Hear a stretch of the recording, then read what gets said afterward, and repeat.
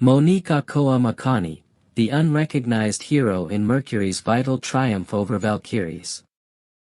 San Francisco, Monique Akoa Makani doesn't get the glitz or glory that some of her teammates do, but the Phoenix Mercury rookie has been a steady up-and-comer all season. Tuesday was the first time she had come off the bench after starting all the previous games.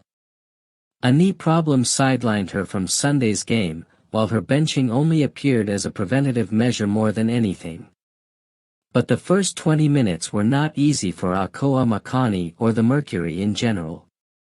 She played just 3:57 in the first half, but her presence was barely felt. But the Mercury knew old MO would turn up eventually. The her that fights through ball screens is the point of the attack, vocal on defense. That version came to life in the fourth quarter, and it was all the difference.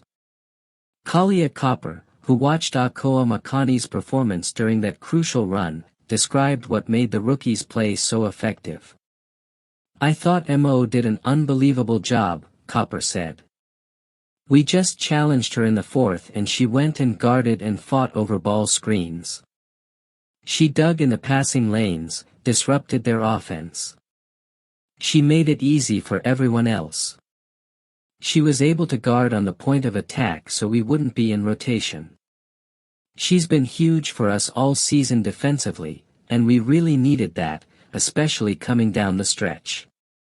Only twice could anybody but Akoa Makani score, though. She finished with 6, but it was her defense that mattered, and by the fourth quarter the Mercury were outscoring the Valkyries 30-18.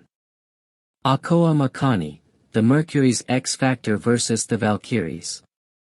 The Mercury's primary defensive assignment, Monique Akoa Makani, was getting what she wanted in the first half and most of the third. Burton had just posted a double-double and was cutting up the whole of Phoenix's defense. But as the game neared its conclusion, the vibe turned. Akoa Makani, who was having a hard time earlier, now blanketed Burton. Burton hits 1 for 3 this time at heavily guarded Akoa Makani. This change in play was what head coach Nate Tibbetts was hoping for. In the first half when she came in, she wasn't really playing at the level that she had to, Tibbetts said. She hadn't played a game, so I didn't know what she would look like, her rhythm. I wanted to give her another shot in the second half. That's the MO that we know. That's the MO that we need. She's the one that drives it in the sense of our defense when she's playing at that level. Mercury's elite defense sparkles late in the season. Phoenix clamped down on their opponents. Tuesday's game, a tale of two halves, saw 59 points allowed in the first half. The Mercury tightened up their defense in the second half, yielding only 32 total points between the third and fourth quarters. Golden State scored 31 points in the first quarter alone. Tibbetts was far from satisfied, describing the first half as embarrassing. But the Mercury will need to build off their second-half defensive effort with a much tougher test coming up against the Las Vegas Aces and A'ja Wilson on Thursday. However, Akoa Makani still makes her impact felt on the defensive side.